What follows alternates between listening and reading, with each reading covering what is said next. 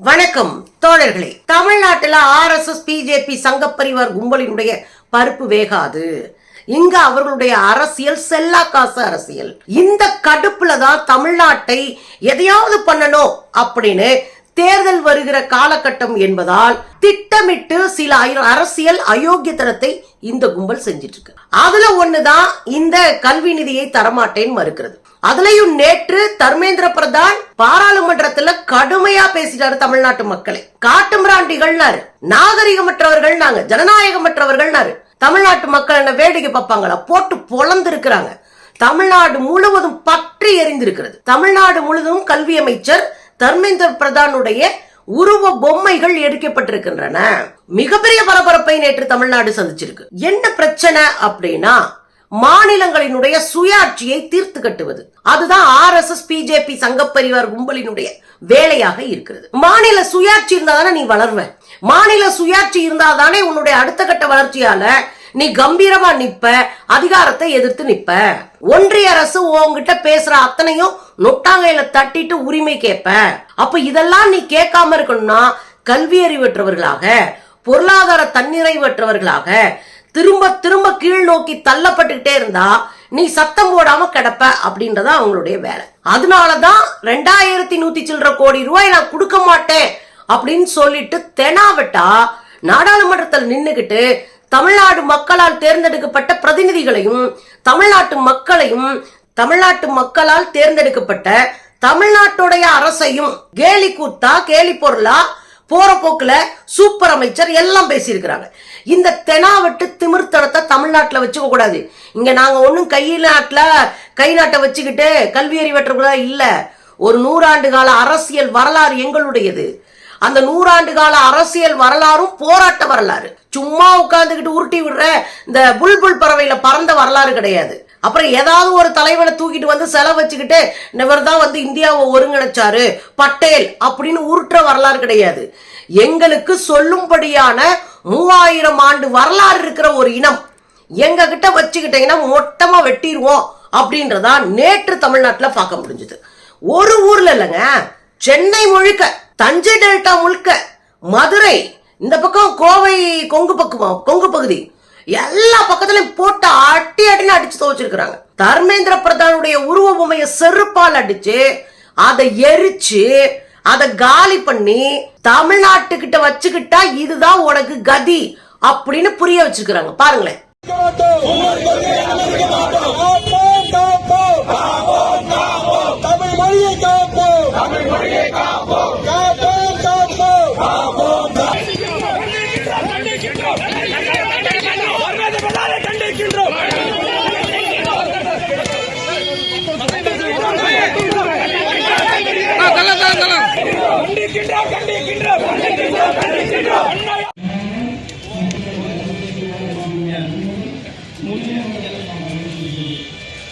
பாத்தீங்கல்ல, தமிழ்நாடு முழுவதும் நடந்திருக்கு. நூத்துக்கணக்கான வீடியோ நம்ம கையில இருக்கு. நான் உங்களுக்கு சாம்பிள் ஒண்ணு போட்டிருக்கேன், அவ்வளவுதான். தமிழ்நாடு முழுவதும் மக்கள் திரண்டு எழுந்து கடுமையான கோபத்துல இருக்கிறாங்க. மக்கள்கிட்ட போய் கருத்து கேட்டாங்க.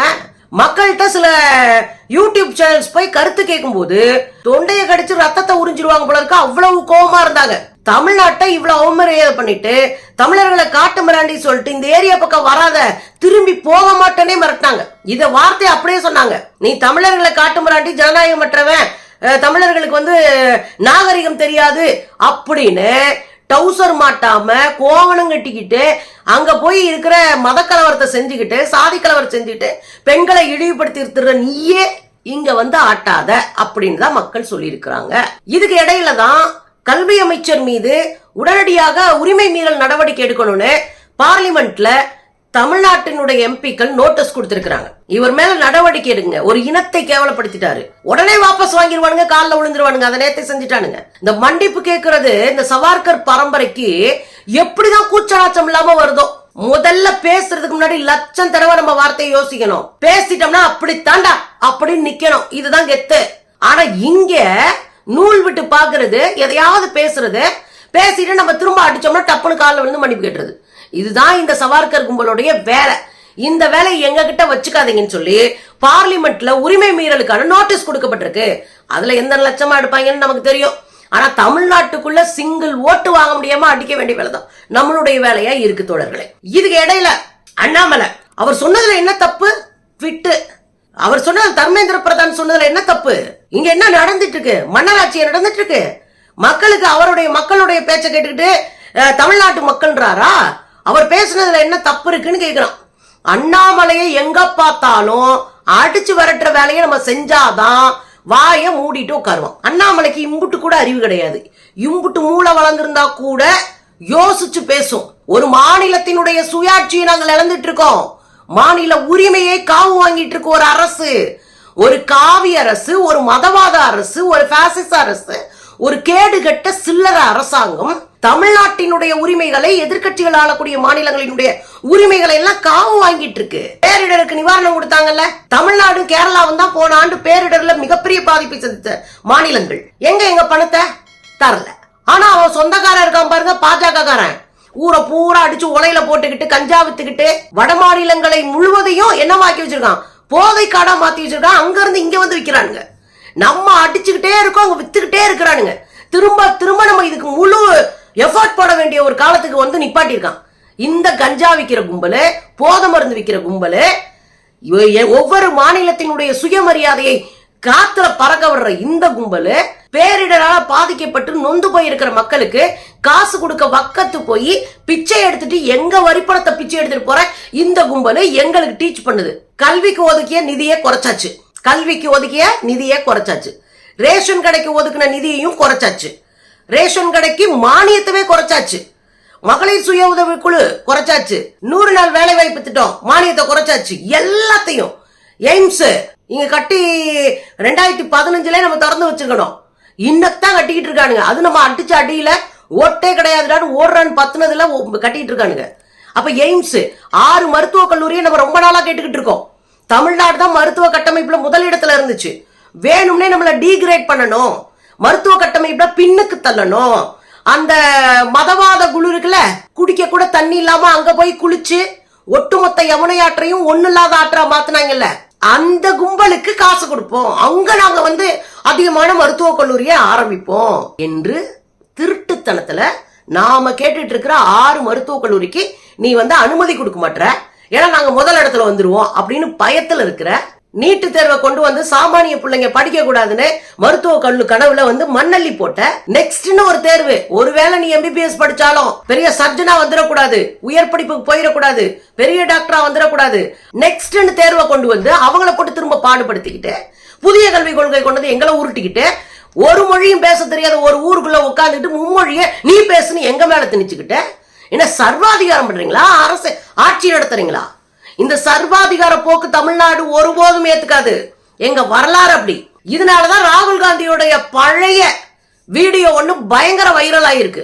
ஒருபோதும் கனவு காணாத தமிழ்நாட்டுக்குள்ள ஆட்சி அமைப்போன்னு ஒருபோதும் கனவு காணாதீர்கள். இது பாஜகவுக்கு ராகுல் காந்தி சொல்றது இல்ல, நாங்க சொல்றதா அதான்.